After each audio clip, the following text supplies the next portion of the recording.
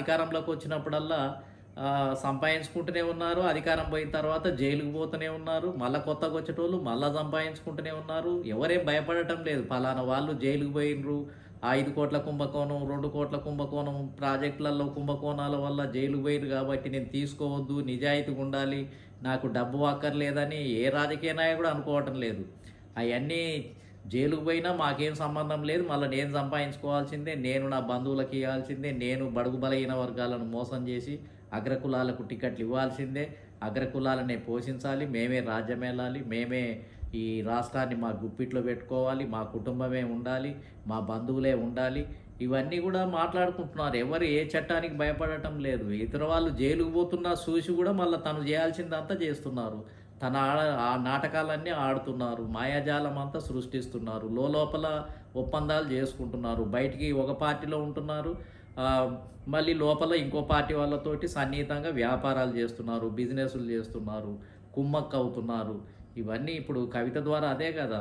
ఏది కాంగ్రెస్ పార్టీలో ఉన్న నాయకులతోటి వీళ్ళు కుమ్మక్క అయ్యారు, వీళ్ళు వాళ్ళకు సానుబంధంగా మారారు, లేకపోతే ఇట్లా ఉన్నారు, లేకపోతే కాంగ్రెస్ పార్టీ వాళ్ళు ఏమో బీఆర్ఎస్ బీజేపీ పైన.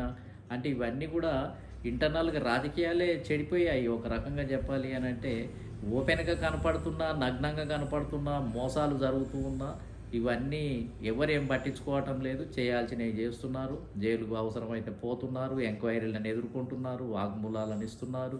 ఇవన్నీ నిరంతరం జరుగుతున్న ప్రక్రియగా మారుతూ ఉంది. కాబట్టి ఇవన్నీ కూడా ఆలోచించాల్సినటువంటి అవసరం ఉంది. ప్రజలు తెలుసుకోవాలి. ముఖ్యంగా ఆశ్చర్యం ఏంటిది అని అంటే, ఇన్ని మోసాలు జరిగినా తెలుగుదేశం పార్టీలో కుటుంబ సమస్యలు వచ్చి అధికారం కోసం కొట్లాడుకున్నా ప్రజలు పట్టించుకోకుండా ఓట్లు వేస్తూనే ఉన్నారు.